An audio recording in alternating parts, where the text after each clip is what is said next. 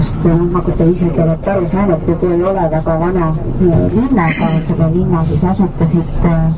inglased ja see toimus 1819. aastal, kui Thomas Stamford Raffles siis esmakordselt siia sadamasse tuli ja sai aru, et tegu on äärmiselt olulise ja hea kaubanduspunktiga, mistõttu ta alustas koheselt läbirääkimisi siis tollase sultaniga selleks, et saada seda piirkonda siis inglaste kasutusse ja seetõttu õnnestus, nii et alates sellest 1819. aastast, alates sellest, kui need läbirääkimised toimusid, siis sai see piirkond ja saar inglaste omaks ja jäi siis inglaste kätte kuni 140 aastat. Olemas Singapuri linnriik või väikeriik, mis siin saare peal asub, aga Singapur muidugi asub mitte ainult ühe saare peal, vaid ta asub ühe suure saare peal, mida peetakse või öeldakse olevat teemantikujuline ja siis lisaks sellele suurele saarele on olnud siin ümbruses 60 väiksemat igasugust väikest saarekest alla kuuni, mida tänapäeval enam väga palju ei erista, sest kuna maad on ka merelt võidetud ja väga palju neid saare on siis omavahel ühendatud ja palju on ehitatud ka mere peale, siis praegune pindala peaks olema umbes 710,2 ruutkilomeetrit kogu see ala. Nad ütlevad 5,2 miljonit elab siin, mõningatel andmetel juba paarsada tuhat rohkem ja kui te vaatate neid turismibrošüüri ka mõnel pool veel päris 5 miljonit Singapuri elanike arvuks ei pakuta, aga üldiselt tundub, et see elanike arv siin väga täpne ei ole ja sellest 5,2 miljonist siis umbes 2 miljonit ei ole sündinud Singapuris, ehk on siis siia tulnud hiljem tööle või elama. Ütlen siis praegu need 5,2 on ametlik elanike arv ja sellest 3,5 on ainult nii-öelda kodanikud ja linnaelanikud, ülejäänud kõik on välismaalased, kes siin lihtsalt töötavad. Just on siin ikkagi tugevam ja hiina keelt räägitakse väga palju. 14 on siis malai päritolu rahvast, 8% on India päritolu rahvast, nagu ta ütles, et tema on siis India päritolu ja pärast seda siis tuleb kõik igasugused muud ülejäänud rahvusgrupid ja vähemusgrupid. Ja räägib, et meil on nüüd praegu suur probleem, et naised ei taha enam lapsi sünnitada ja elanikkond ikkagi nende meelest siis väheneb, kuigi tõenäoliselt ikka nende sisserännanute arvelt suureneb, aga kuna inimesed tavaliselt, kes siin Singapuris elavad, et neil on korralik töökoht, nad on saanud väga hea hariduse ja neil on kõrged palgad, siis rohkem siis elatakse sellist oma elu ja luksuselu ja eksklusiivsemat elu ja sellist laste väga suuri peresid enam tänapäeval siin ei ole. Nüüd valitsus on välja mõelnud siis sellise nipi, et iga sündiva lapse eest makstakse 9000 Singapuri dollarit esimesel aastal, kui laps sünnib ja siis järgnevatel aastatel 6000 Singapuri dollarit kuni siis lapse 7-aastaseks saamiseni välja. Ja ta ütles, et see ei ole ka veel olnud piisav, see riiklik poliitika ja see ei ole pannud siis naisi ka sellisel kujul sünnitama, nagu valitsus lootis ja praegu on siis umbes 1 miljon Hiinast tulnud sisserännanuid, kelle arvelt see elanikkond on ka tõusnud, kuigile neil ei ole veel kodakondsust antud, aga see sisseränne Hiinast on väga suur. Ta ütleb, et kui te kuidagi kohdate Singapuris, kes üldse inglise keelt ei räägi või räägib väga-väga vähe, siis ei ole see tegu kindlasti Singapuris sündinud inimesega ega Singapuri kodanikuga, kes oleks siin pikemat aega elanud, vaid need on just need uued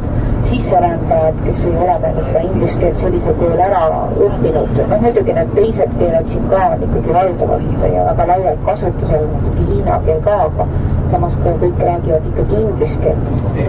85% kogu linna elanikest elab siis näete sellistes kõrgelamutes ja korterelamutes. Need on sellised paremad korterelamudega on ka selliseid piirkondi, mida nimetatakse nagu madala rendiga paikadeks. Aga kuna see territoorium on väga väike ja elanikke on väga palju ja asustustihedus on minu mäletamist kusagil 722 inimest ruutkilomeetri kohta, siis siin ei saagi nii-öelda eramajades või villades elada, vaid ikkagi elatakse korterites. Nii palju laiendatud, et siin on tehtud ikkagi ka 2 sellist suuremat kasvuhoonet, kuhu on istutatud ja kokku kogutud siis üle maailma igasuguseid eksootilisi taimi ja puid, siis need on praeguseks juba tasulise sissepääsuga. Aga see aiaala ise on ikkagi nagu avalik park ja vaatame ta siis siit kaugemalt taani, et nüüd lubas meil sealt peatuse teha, et need, kes siis eilõhtul ei jõudnud siia jalutada või käinud taksoga, siis te ei ole veel seda nii lähedalt näinud, aga see on kindlasti nendest pargialadest või harrasaladest kõige huvitavam siin Singapuris. Ja mis on väga omapärane, on need puud, mida nad kutsuvad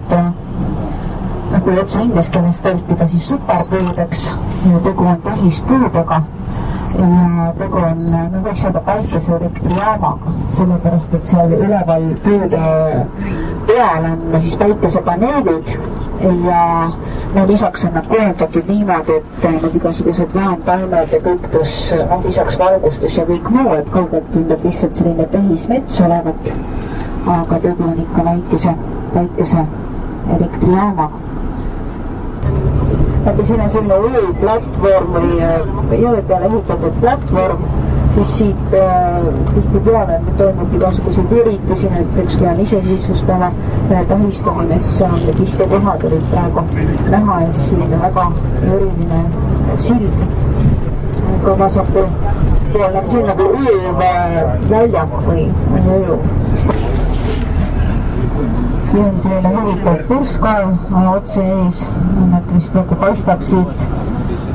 ja ta on läbimeetris 23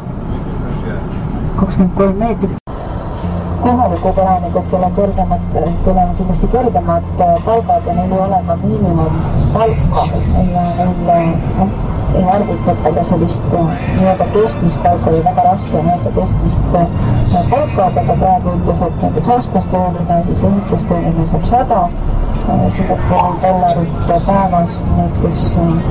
kvalifitseeru nii kõrgelt, siis saavad umbes $50 päevas, aga need, kes teenivad kuus vähem kui $1700 $, nad saavad siis riiklikku toetust, et siis lastel on haigustasud, nende tervishoid või meditsiiniabi on ka tasuta, aga neil ei ole sellist sotsiaalsüsteemi nagu meil, et otseselt sellist haigekassa kaart ja sotsiaalmaksusüsteemi.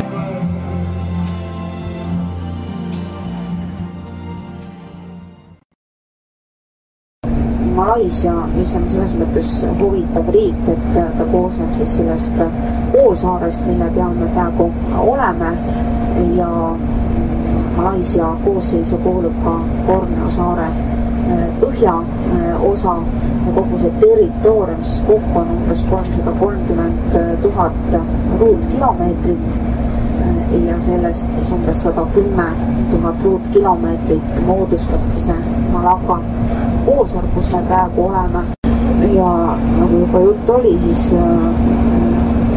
usuliselt on need inimesed määratlenud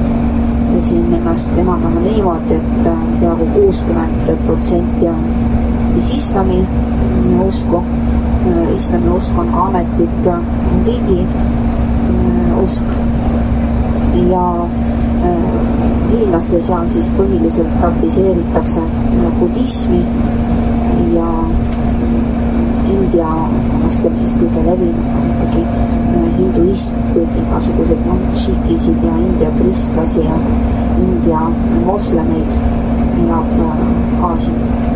Malaisia territooriumil. Selleks on välja töötatud sellised spetsiaalsed kennad, kus palveajad 5 korda päevas, alates siis hommikust kuni siis selle viimase palvuseni välja on teada ja no seal on selline nagu lõtk ka sees, et sa ei pea kohe minuti pealt jooksma, vaid on nagu see ajavahel, millal sa siis palvetama pead ja kui sa näiteks ei saa siia mošeesse joosta, siis palvetad töö juures või kusagil kodus või siis on ka selline tava, et tehakse näiteks õhtusel ajal need eelnevad palved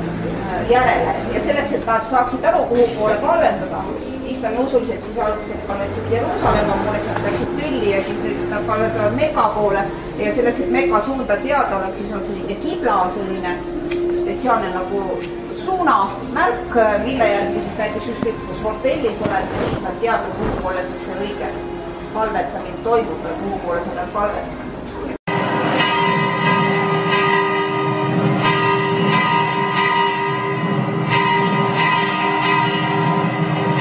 Rahvaarvuks siis loetakse 30 miljonit praegu, malailased umbes 52% kogu siis sellest elanikkonnast, siis järgmised on hiinlased 24% ja kolmandal kohal on siis indialased ja neid on 8%. Neil on ka ametlikult kuningas, praegune kuningas on juba väga vana mees, 88-aastane, tema nimeks on siis Abdullah Linn ja siin on selline huvitav süsteem, et kuningas ei ole siis mitte nagu eluaegne kuningas, vaid kuna siin Malaisias on 13 osariiki ja lisaks siis jaotuvad need osariigid veel sultanaatideks ja neid sultanaate on kokku 9, et siis 9 sultanit on ja see kuningas valitakse sultanite hulgast ja kuninga ametiaeg on 5 aastat ja siis tulevad jälle 9 sultanit kokku ja tuleb valida uus kuningas nende 9 sultani hulgast. Aga see praegune kuningas on siis olnud kuningaks juba 2 korda. 19. sajandi keskpaigas siin oli ainult väike asula ja tähendab see linna nimi siis suvast vett või üle ujutatud jõge ja seesama jõgi, mis siit läbi voolab, oli siis selline, mis tekitas aeg-ajalt üleujutusi. Näete, siin on see hästi kõrge lipuvarras vasakul pool ja miks seda vabaduse või iseseisvuse lõpuks kutsutakse, siis põhjuseks on see, et kui Malaisia iseseisvus 1957. aastal, mis siin langetati pidulikult Briti lipp ja asendati see Malaisia lipuga.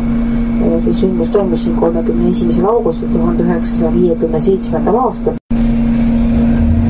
Kuala Lumpur on selles mõttes natuke keeruline linn, et ta ei asu päris tasandikulises piirkonnas, vaid sellest linnajaost, et tuleb sõita mõnest üles, mõnest alla ja tihtipeale nende kaldteedega või siis postidele ehitatud teedega, siis need erinevad kõrgemad kohad on omavahel ühendatud, et liikluse mõttes on keeruline linn.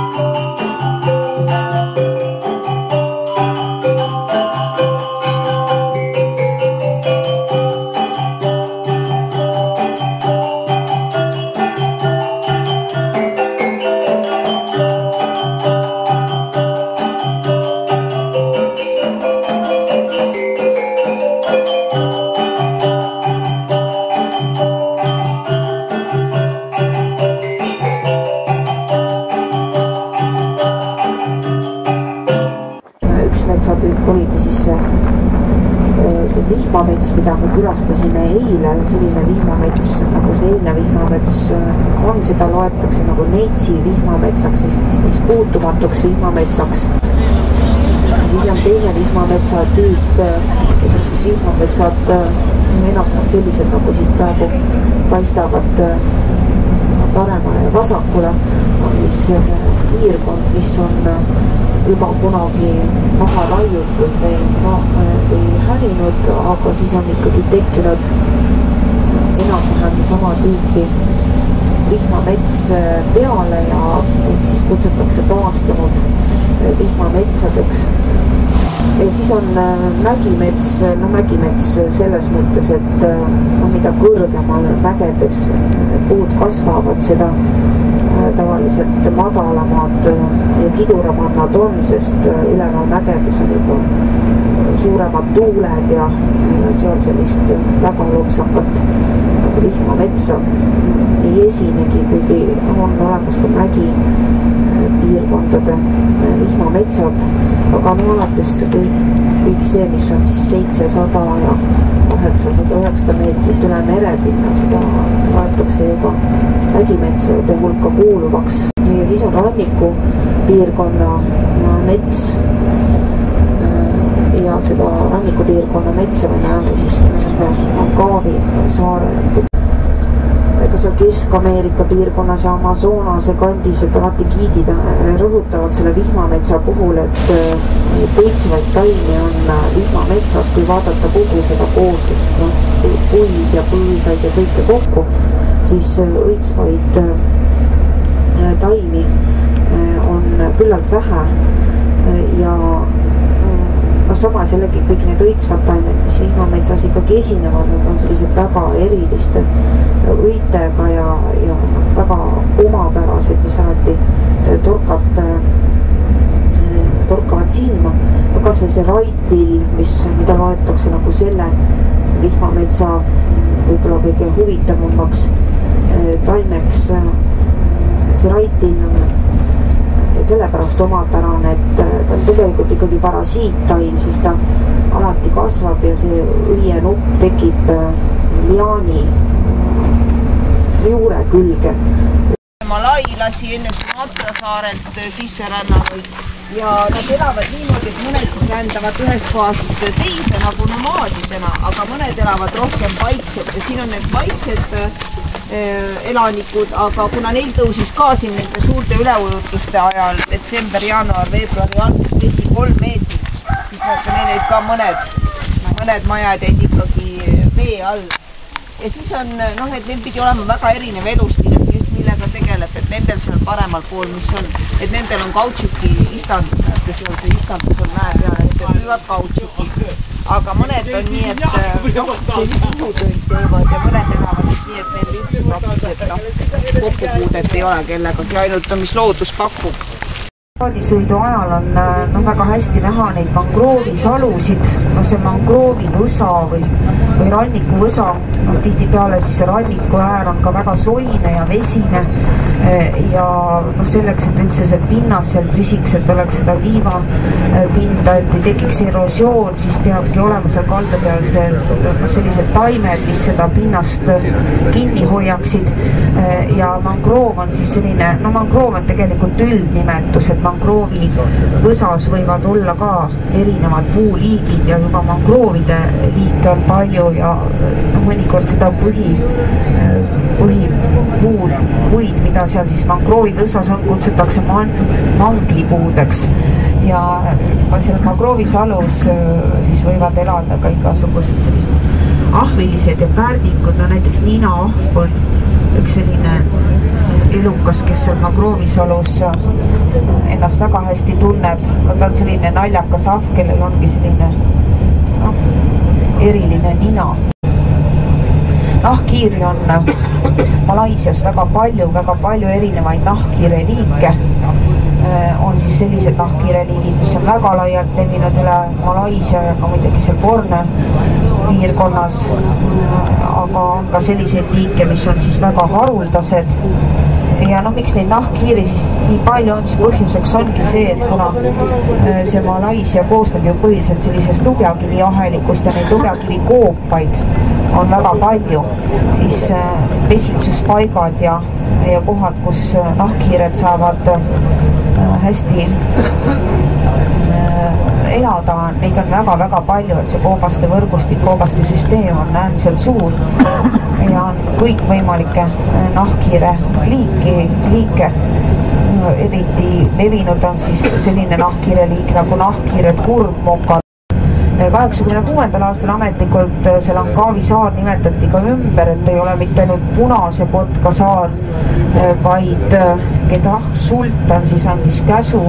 selle saare nimetada ümber pikema nimega ja kui proovida seda jällegi eesti keelde tõlkida, siis selle saare nimi on Kedah osariigi pärl punane kotkas. Ehk siis see Kedah sultan,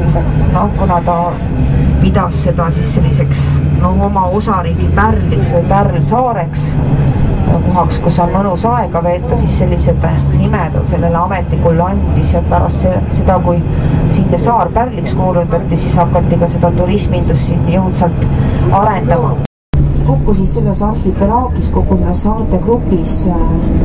mis siia piirkonda jääb, siis Penangi saares, kus me tulime kuni Stai piirini on 105 saart. Mõnikord on öeldud ka 99, mõnikord on öeldud 104 ja see tuleb sellest, et mõned saared on siis aeg-ajalt üle ujutatud, et mõnede saarte puhul, mis siia arhipelaagi kuuluvad, need saared on nii väiksed, et aeg-ajalt kaovad siis ära ja aeg-ajalt tulevad nähtama sellised väiksed veetseljakud ja laguunid, aga mõned saared on suuremad ja see Langkawi, see punase kotka saar, kus me praegu oleme, mis on see kõige olulisem kuurortsaar, seda siis loetakse kogu arhipelaagi kõige suuremaks saareks, mille ulatus siis ühest otsast teise on umbes 25 kilomeetrit ja enam-vähem sama on ka läänest mitte. Jalad liiguvad. Kuti teeb. Okei, dapat kuti. Mana nak bawa dia? Tapi, saya pun dah habis cakap. Okey. Right. Follow the man, he will show you all the next one. Ma ei tea, aga oh my god. Giving you a massage. Siin on praegu küll paistab, et tegu on sellise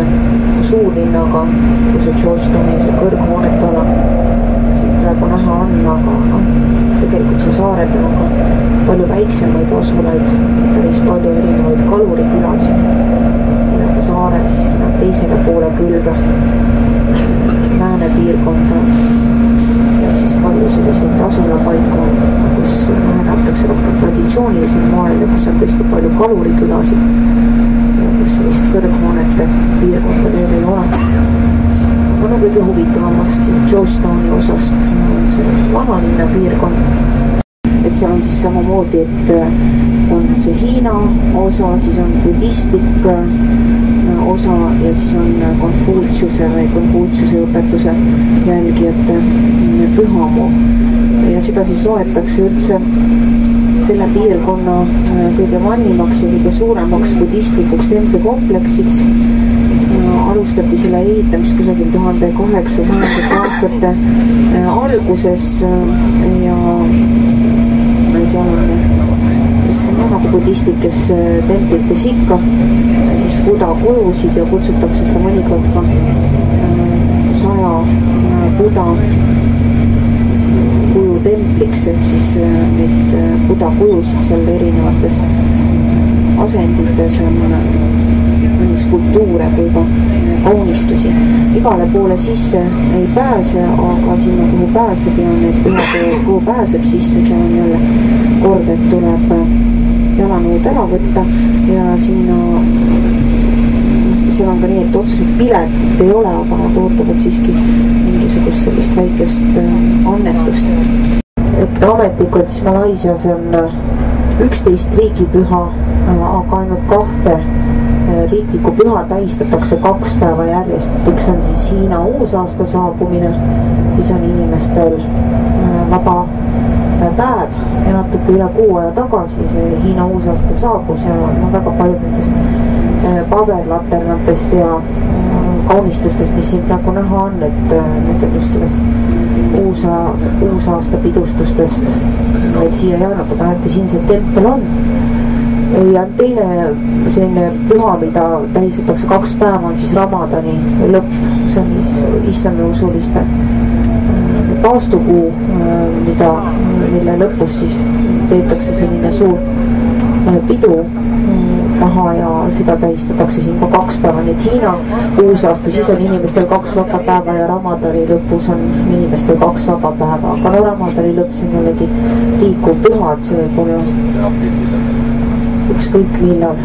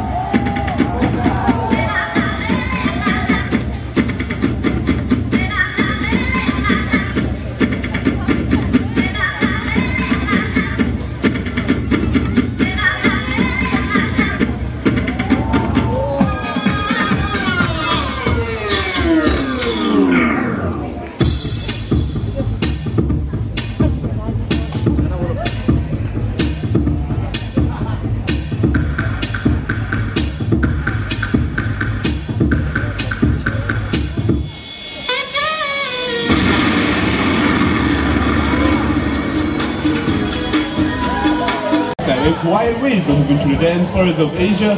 they are able to pounce on small animals easily. Bird sex happen to be their favorite, and they also feed on fish, fruits, and other small mammals. Another unique adaptation these civets possess is their long and powerful prehensile tails, which enables them to climb on trees and hang on branches effortlessly. So they are also known as the Asian bearcats because of their short stubby legs and their bear-like walks. The average lifespan of Ventrum in the wild is about 20 years, relatively long for such a small mammal. And by the way, ladies, the females are the dominant sex in the Ventrum family, weighing 20% heavier and larger.